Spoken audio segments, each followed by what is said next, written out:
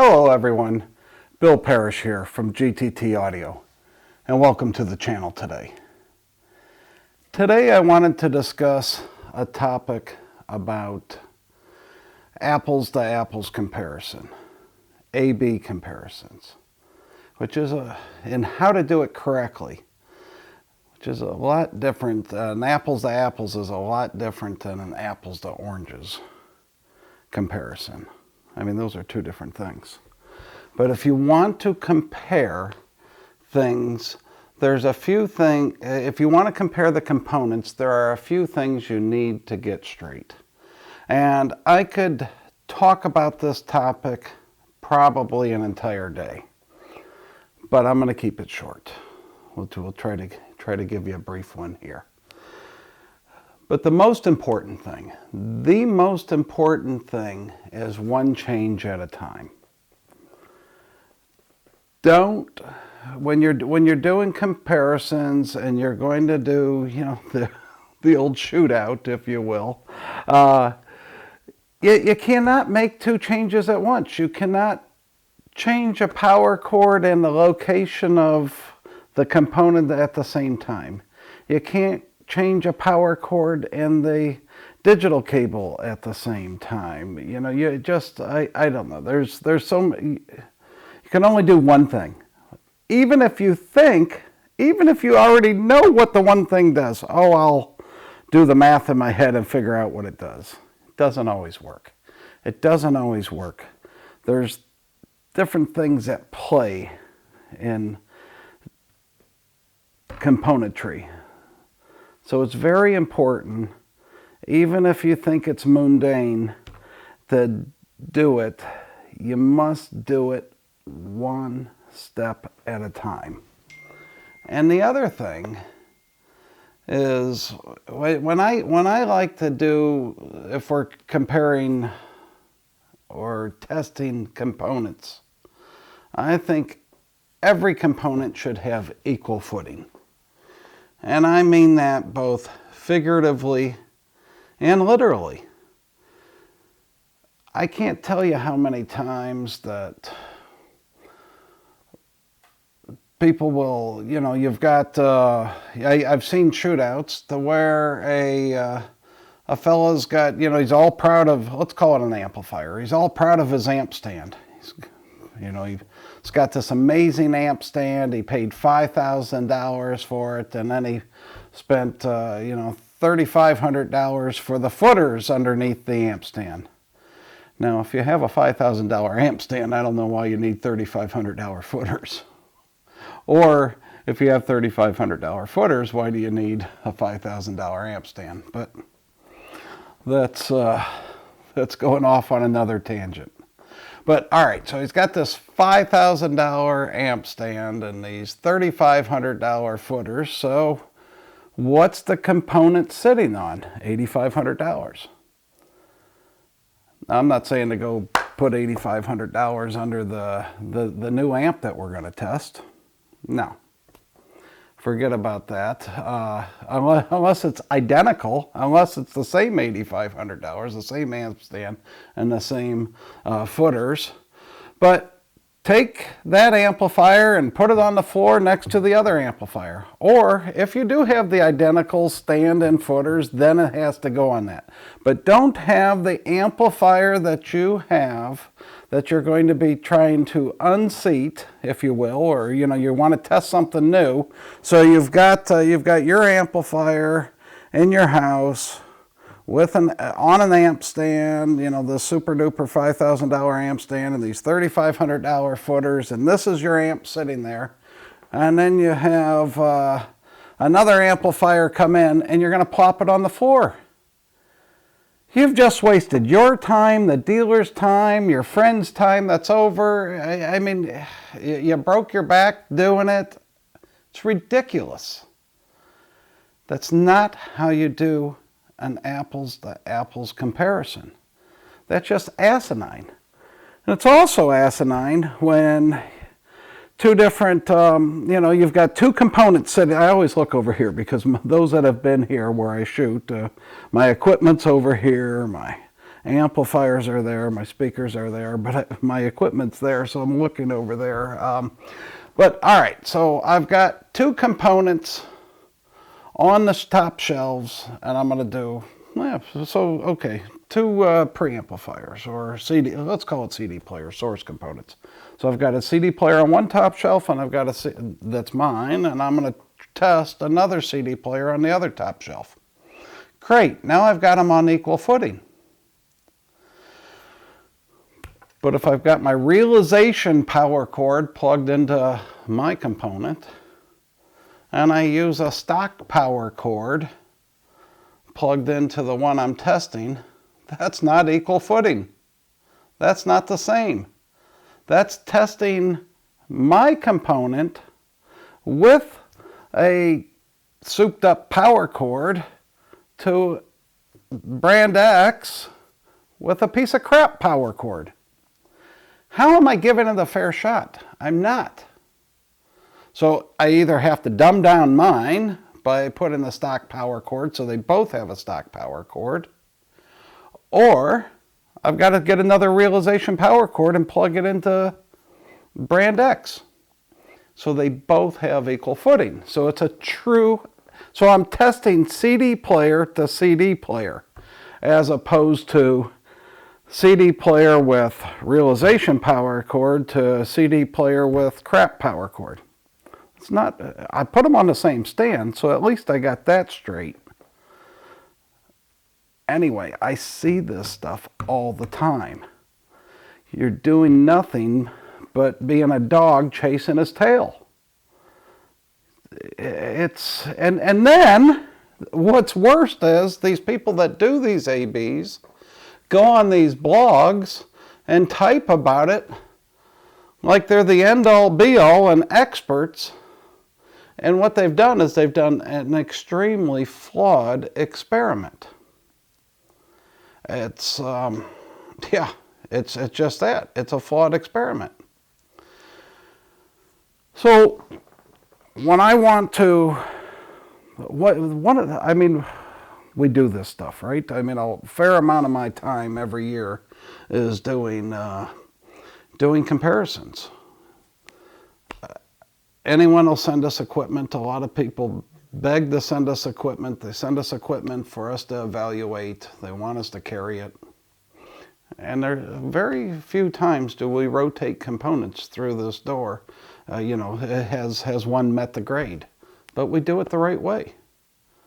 I remember when I was searching for a rack line way back when. I mean, most people, even dealers, tear apart a rack and you build a new one and you put the new components on there, and by the time you just spent 3 hours disassembling and reassembling, you live with it. Pretty much you buy it, you buy the BS, the marketing, well, I shouldn't say BS, but the marketing spiel, you buy into that and you put your components on there, and isn't it wonderful? Well, we take it a little step further. You bring the rack in, you try it, you load them up, and then you leave the top shelves open, and you put them next to each other. You literally move the CD player, which is probably the most, what it sits on is, can be affected the most. It's a mechanical device, it's a source component, they're super sensitive. So you put the CD player on one, listen, mute the preamp without unplugging it or without disconnecting any interconnects, because you turn something on and turn it back off. It sounds, off and on, it sounds different. So you just literally lift it, put it on the next rack, unmute, press play, listen again. And that's how we would do comparisons on that. It's one change at a time and keep everything on an equal footing. Another way, or let's talk about, we're going to check brand X of one cable versus brand Y of another cable. You know, it's or a cable comparison, X versus Y. So, all right. All being equal, you're going to try it between your preamplifier and your DAC.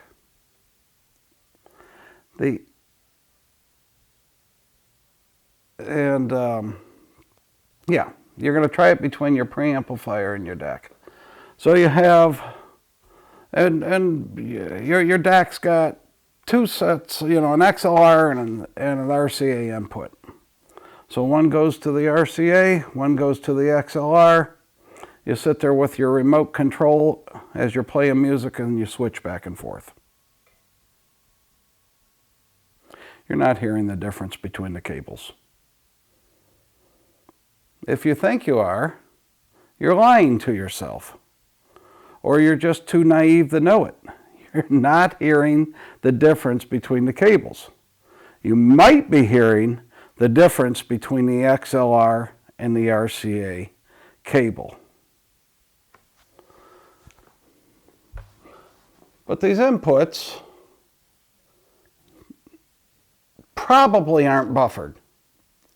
And so what they're doing is they're seeing brand X and they're seeing brand Y at the same time, and the impedance and the ohms and all that stuff all at the same time, and they're summing them. So that DAC actually sees brand X and brand Y and the parameters or the specifications of each, and then sums them. So you're hearing it the same. If you truly want to hear it, one, it should be both RCAs or it should be both XLRs, but you literally need to plug one in, pause it, swap it, plug the other one in, and go back and forth. And then there's those that say, well, I don't remember, or I can't tell the difference that way. I need to be able to switch it. Honestly, why are you doing it? If it's that big of a chore, then it's either a sidestep or you'd probably be happy with anything. So let me mute this for a second.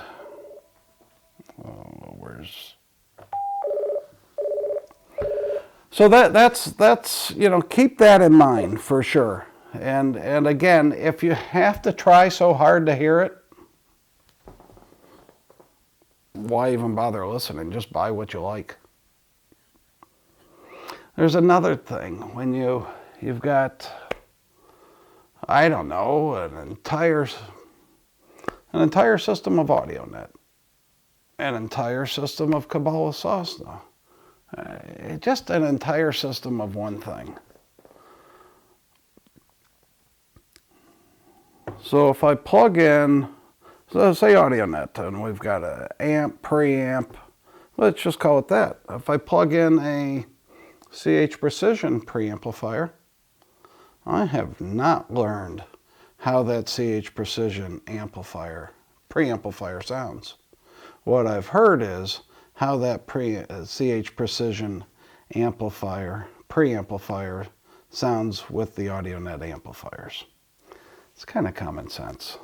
I think you guys get that, but in case you don't, you know, sometimes you just have to hear things. It's the same with the cables. I've talked about it before, I'll talk about it again. You've got an entire loom of cables, and then you plug another cable in. You have not learned how that other cable sounds. You've learned how that cable sounds with those other cables. Or in some cases, let's talk about this. You've got one cable that's a little, I've said this before, but in case you missed it, one cable that's a little bright, one cable that's a little dark. Now I think KS is quite neutral. So let's take a KS cable and put it in with the dark cable. What happens? If this is neutral, you're not really hearing it. And so what you're hearing is the bright cable. And now your system just got bright. don't put the blame on the neutral cable. Because, again, you've done the yin-yang, the dark, the bright. Now replace the bright with the KS cable, and now the system sounds a little dark. Is it the KS cable that's sounding dark? Or is it the dark cable that's sounding dark? It can't be both, right? Over here it was sounding bright, and now it's sounding dark. It cannot be both. So that's a good experiment. And you can balance cables. You can, a lot of times you can balance it. You can do a real nice, a bright and a dark and a bright and a dark, and have a nice balance. But you're fighting each other. And when you're fighting each other, something's got to give. And what always gives is resolution. So if you're doing that, you're not getting true resolution and the type of resolution that you got if you had all the same cables. There's speakers. How about you've got your speakers all dialed in, and now you're going to try another pair of speakers. Or dealers and reviewers are guilty of this. They plop another speaker next to it. So you've heard this speaker, it's sounding great. Now you bring in another speaker, brand B. You don't move brand A, your speakers. You bring in brand B and play it around it. My God. Yeah, brand B doesn't have a chance. You know, what are you doing? Why waste your time? Why break your back? This stuff's heavy. You've got to optimize brand A. You've got to optimize brand B. You've got to listen to A, then remove it and listen to B in the optimized spot. It's the only way to do it. Just putting them next to each other is ridiculous. Or the old having multiple speakers in the same room without shorting plugs on the binding post. The waves of the speaker playing activate the drivers on the ones sitting in the room that aren't shorted out, and now you've got extra energy, which you're not going to get at home. Some dealers cheat that way. Also, let's talk about when you go in the demo. So when you come into GTT, everything that you hear, you can buy it the way you heard it.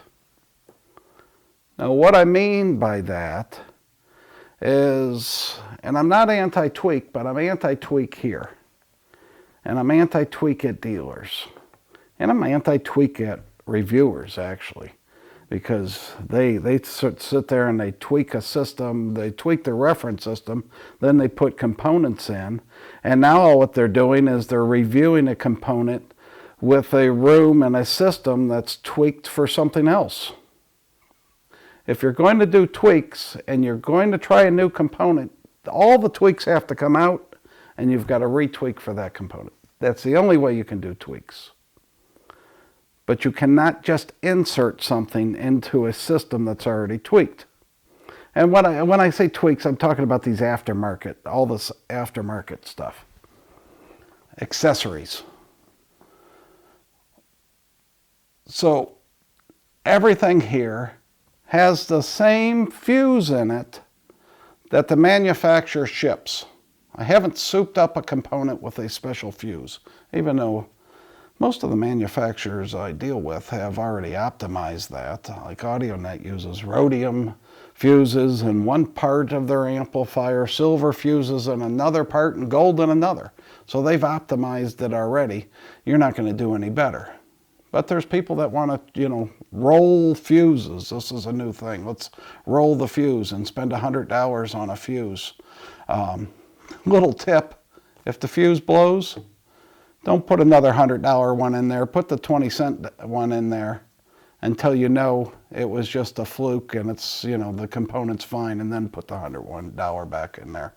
But don't just, start burning $100 fuses.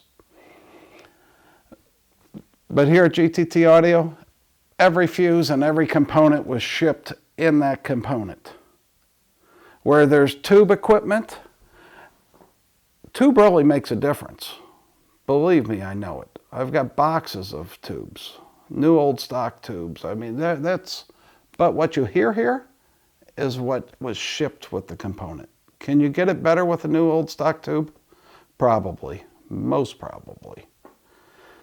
But that's not the way you're going to hear it here, because that tube that I have in there, or that I preferred, may not be available. And so why would I trick you or play you something that you can't get? Or, you know, or worse, let you take home, buy something, take it home, thinking you bought one type of sound and instead you got a different one.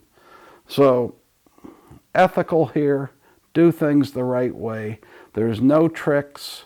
If you come in and compare DAC A to DAC B, each one is going to have the exact same power cord. One's not going to have, you know, I mean, people can sway a demo one way or the other. You can make it go one way or the other if you want, but that's not ethical. That's not fair. And why would you be out to trick someone? So when we try things, everything's got the same cable on it. Same type of interconnect. We're not using a $10,000 interconnect on this one and a $1,000 interconnect there and going to let you hear and say, well, which DAC do you like better? You know, it's ridiculous. Not out to waste our time or your time. There are so many of these, I don't know if I would call it A-B rules or A-B observations, or just things you should be cautious of. Like I said, I could talk for an entire day on this. But I'll wrap it up with this. Maybe we'll come back to it in a future episode. But for now, if you like this, please hit the like button, share it, subscribe, feel free to comment below, and we'll see you in 2 weeks.